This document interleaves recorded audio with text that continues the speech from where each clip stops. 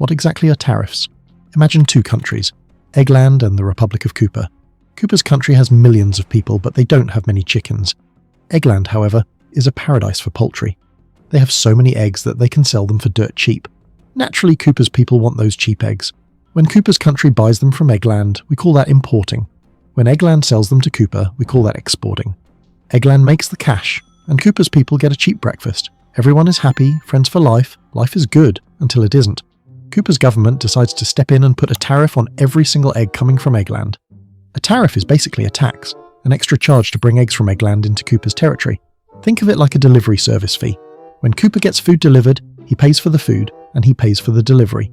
A tariff is like that extra service fee. The price of the egg in Eggland usually stays the same, but now Cooper's people also have to pay their own government just to buy them. How do they work? Tariffs can be a flat dollar amount or a percentage of the cost. Most countries use percentages, but they call them ad valorem just to sound smarter than everyone else. To make things even more complicated, tariffs can get incredibly specific. A grade A large egg might have a different tariff than a medium-sized one. Even though they're both eggs, even they can't escape the bureaucracy. Now, some trade terms you should know. When a government doesn't use tariffs, it's called free trade. When a country exports more than it imports, that's a trade surplus. But when Cooper's country imports way more than it exports, it's called a trade deficit. So what actually happens when tariffs are used? The price of those imported eggs goes way up. Cooper's local egg store is thrilled because there's no more cheap competition from Eggland. But less competition can also mean the quality of the local eggs goes down. Why work harder when you're the only choice? Local prices might also creep up to just under the price of the imported ones. Cooper and his friends are now frustrated. They have to choose between paying more for a good egg or eating a worse one for cheap. Meanwhile, Cooper's government is making money every time an egg crosses the border. But then Eggland's government decides to retaliate. Then Cooper's government retaliates back. Then Eggland hits back again. This is what we call a trade war. You could call it guerrilla warfare. No, wait, wrong script. But seriously, why do governments do this? There are many reasons. Maybe Cooper's government wants to make local eggs more attractive to buy, even if they aren't as good. Maybe they're just jealous of Eggland's success and want to ruin their economy. Maybe Cooper's government uses tariffs as a bargaining tool for bigger political negotiations.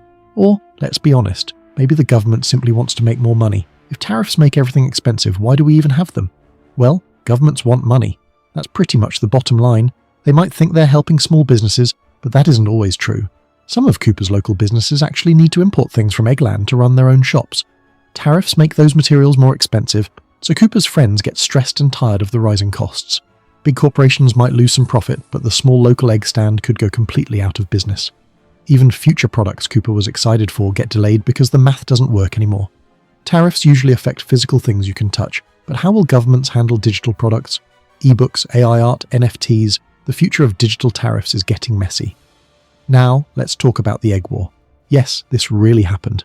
In 1993, European countries gave their friends in the Caribbean a discount on tariffs for their eggs. It was meant to support their struggling economy. But American companies were furious.